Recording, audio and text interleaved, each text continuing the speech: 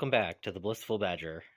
This time, we are actually going to be talking about base sizes and the recently released tournament guide on what models should have what size bases. So, I have quite a few models that are from much older editions, and the base sizes are not actually what they are now. So I have a whole bunch of Tyranid warriors. They used to be on 40mm bases, and now they're meant to be on 50s. We have a old metal Broodlord that needs to be put on the modern Broodlord base, and also raised up so it's the proper height.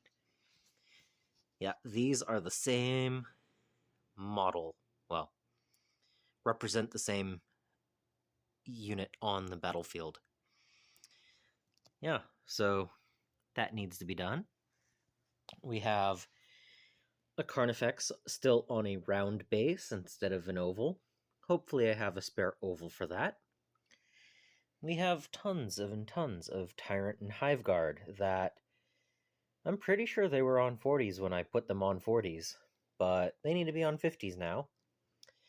And then we have the old Pyrovores and Biovores. Not only do they need their much larger bases now on 80s instead of 40s and 50s, but they also have to be raised up similar to the Broodlord. And then we have a whole lot of Gene Stealers that used to be on 25mm bases. And then we have the Eldar, who these Wraithblade models need to be on 40mm bases now. At one point they were on smaller. And you can kind of see they definitely need that bigger base. We also have several other models that now belong on 28mm bases instead of 25 or 32s.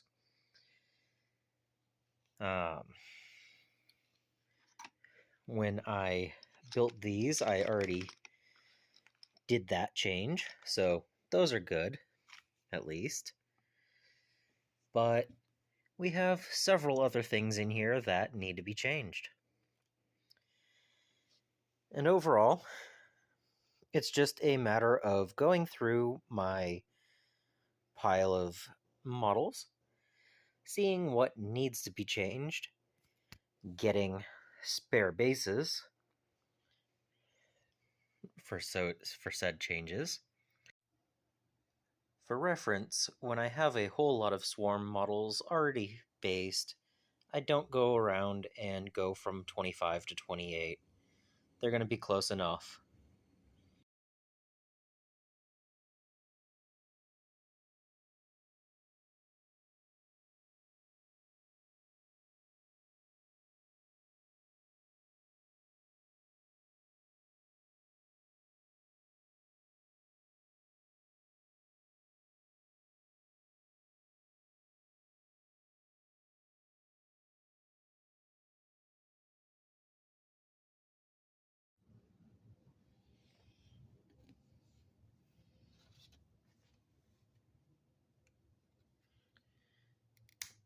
So some of these will work quite easily, and they'll just pop right off. And then these are great for when you need a 40mm base now. So I will clean these up and glue these directly on. That way I don't need to buy new ones. These are going to be fine.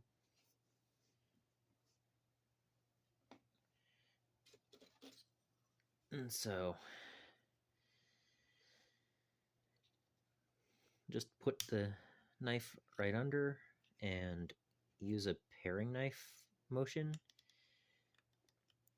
Keep your other hand out of the line but you should be able to get under there just a little bit and put a little bit of a pressure on it, and it should just come right off. These have been super glued for several years, so they shouldn't take too much. That one's not even attached. But just a little bit of force, maybe a little twist. But like that. If you're paring knife, you don't get yourself when you're putting pressure on there.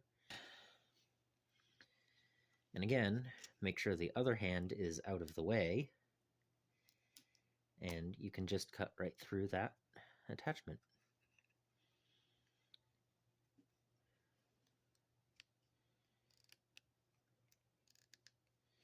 Some of them you might be able to just pop off, but I don't want to break the ankle, and I can tell that that would be a thing that would happen. So again, cut away.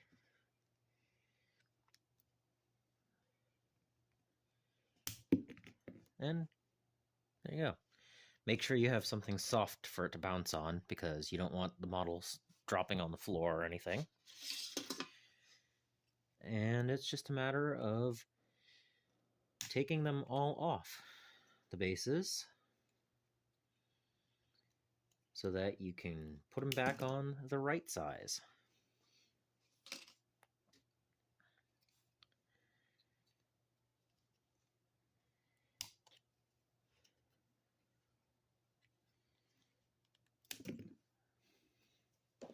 So yeah. When it comes to models that have slaughter bases and they're going from 25mm to 32 in this situation, I'll take the 32mm base and I will actually glue the model down like that and put the texture paste right up and make it so that they're standing on a hill. This gives the old model a little bit more height because a lot of these were pretty low. Tactical Marines on 25s glued onto 32s look almost the same size as a Primaris. But since they're a Slaughter, it's not like I'm going to reuse them anyway, so giving them that little bit of height, I can center it or move it forward or reversed and get a different, a little bit more height out of them. But slaughter bases are going to be a lot more work in attachment methods, so that works. That works quite well. This also works great if you are going to put a 25mm slaughter onto a 40mm base, because I don't really feel like trimming the metal slaughters, so it's much easier just to glue it up and make it a little bit taller. I mean, these Terminators are definitely shorter anyway, so giving them that little extra height isn't going to be a problem. Now, when it comes to Shining Spears, they're meant to be on small flying bases, just like my jet bike. But being that I made my own custom models, I originally put them on a 40mm base because it worked, but I think they'd be better if I put them on an oval. So I may actually take these and put them on that oval, even though that's what they're meant to look on. Just because I think it'll look better and be more playable. Plus, it's a kit bash. Some models I'm just going to glue directly onto the new bases. I don't feel confident with the single point connections for the Howling Banshees. Whereas the Dire Avengers and Guardians, I'm going to easily just swap them out, because this has one tiny little peg, I'm going to mount that on a bigger base. Floating a little bit higher is fine. Models like this, I'm just going to put on the base so that they have a little bit more height. These are nice old metal models, and I don't want to deal with it. And again, they're slotted bases. And when you're doing this, you can occasionally have a break. So that's just a little bit of an extra glue step. We're already taking things off bases. We need to glue them again anyway. And it happened a couple of times, but only once did it break in a place that wasn't a glue point to begin with. So I just have to glue a couple of legs back on and torsos to legs and stuff like that. And I do not actually have enough of the oval bases, so 2 of my Carnifexes are just going to stay on the bases that they're on until I can order those. But overall, it's not that bad of a job. The process only took me a little while to knock all of these guys off their bases. And I did put down a piece of fabric so that I could protect my mat. But yeah, nice solid stack of bases that I can reuse now. And I just have to glue a bunch of stuff together now. If I wanted to go with custom bases or make them slightly taller or fancy or anything like that, I could actually do that right now. Most of these are going to get bases in the same style as everything else in their armies, so I don't have to worry about that, and I can just glue things up to the other bases. So yeah, next step, onwards! As for my Drukhari army, since I haven't actually started working on it, I think I'll wait until we get better information, because a lot of these models still have 25mm bases, and if you notice, the Scourges are on 32mm bases when the Swooping Hawks are on 28.5.